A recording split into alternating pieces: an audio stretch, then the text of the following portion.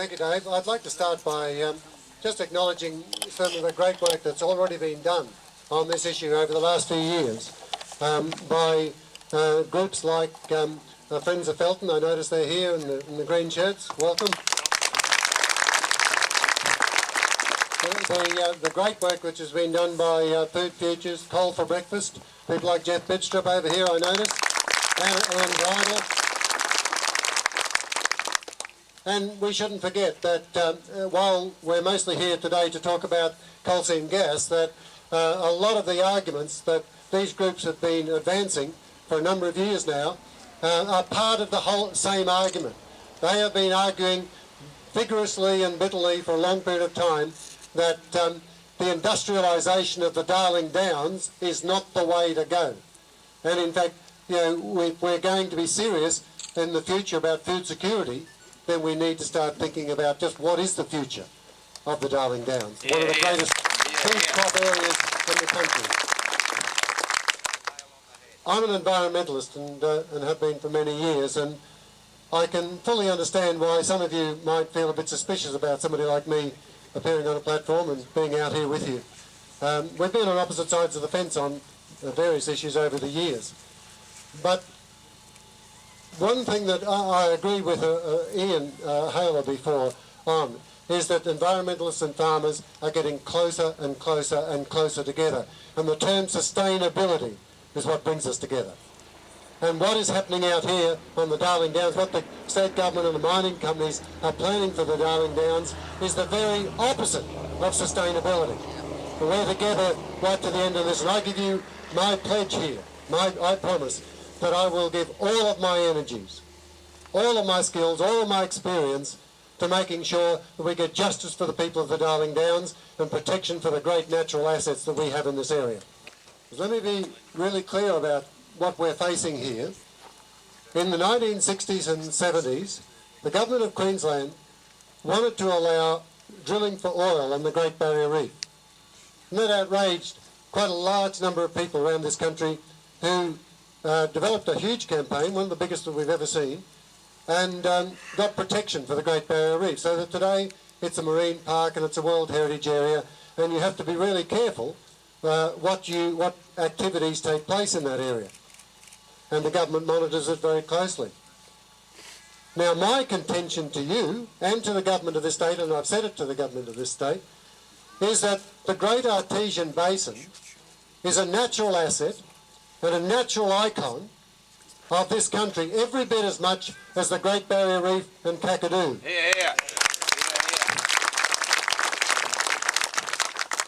It's not only a great environmental asset, because you know, throughout inland Australia, it gives rise to springs and wetlands and so on, where you will find species that you will find nowhere else on this planet. The biodiversity is, you know, they are a large part of the biodiversity of inland Australia. But it is also part of the cultural heritage of this country. The Aboriginal people use those springs right throughout their 40,000 years of history on this continent as important and integral parts of their culture. And for the last 140 to 150 years in this country, they have been an integral part of rural settlement and rural productivity for Australia. We must keep remembering that. It's both part of our cultural and our natural heritage, and worth fighting for on that basis. And that's why the environment movement has to be standing shoulder by shoulder with farmers in this struggle.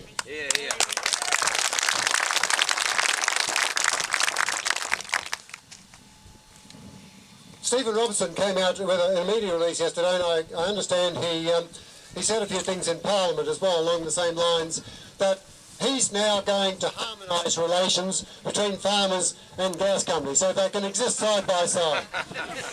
Now, I suspect though that he's not going to tell the gas companies that they've got to do what farmers do, that you know, farmers can't clear whatever land they like. I wonder if he's going to tell the gas companies they can't do the same.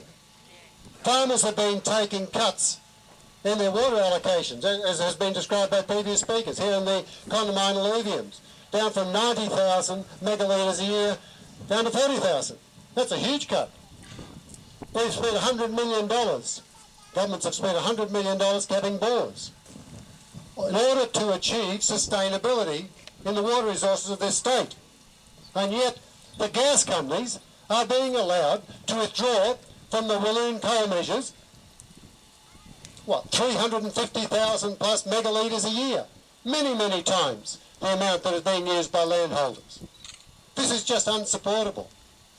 And Stephen Robertson is not going to address those issues, because all Stephen Robertson, like Anna Bligh and the rest of his government, see is that they now, with several $1 billion in royalties, can be a lazy, incompetent government and get away with it.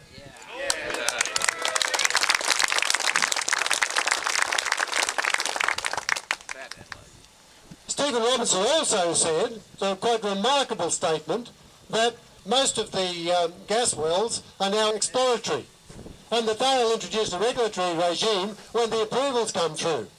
Let me tell you something, folks. We're out there now pumping up the gas from the seams. They're sending it to compressors. They're compressing it. They're putting it in pipelines. They're sending it to the main pipeline that goes through to Brisbane, and they're selling it on the domestic market, all without an environmental impact assessment. There's one being done, but it's for the export side of the whole project. They were given a tick-the-box environmental authority to conduct this activity, probably the biggest single project ever undertaken in this state, without a proper environmental impact assessment. Now, I'm outraged by that, because I've been part of the history of this state which forced governments to take on environmental impact assessment as part of the decision-making process. In a democratic society, it is just as important that people are able to participate in planning decisions and to be able to be a part of the assessment process that looks at what the impacts are going to be of major projects. And yet these companies have been able to just tick the box, just like a service station down the road would have to. Yes, we're not going to impact on the aquifers, tick. We're not going to have a major impact on biodiversity, tick. We're not going to imperil the health of local people who might be impacted by fugitive emissions, tick. Not only is that environmentally a poor process, in terms of a democracy, it's a very poor process. And we should be outraged by that. I'm even pissed off. So this state government is not going to do the right thing. I've spoken to them twice now. I've spoken to the Environment Minister and her department. I've spoken to the Premier's department. Each time I've said that we need to have a moratorium. We must have a moratorium. This government is just playing catch-up with regulation. They really are. This thing has been going, 6, 8 years at the most? Well, as somebody mentioned earlier, the triggers for the bores have only just been introduced. They simply do not know what the impacts are going to be. Stephen Robertson admitted it on 60 Minutes, the goose, the other night. And what he failed to say, he said scientists are divided on the issue. Well, what he really means is that the scientists who are employed by the companies say there's not going to be any impact. The scientists, including those who are employed by himself, in his own department, say there will be. That's the division. The scientists with integrity say we shouldn't be doing this because we don't know what the impacts are, and they're likely to be pretty serious. The board scientists are saying the opposite. I know who I believe. And I know that where the spin's coming from, it's coming from Stephen Robertson and the Queensland government.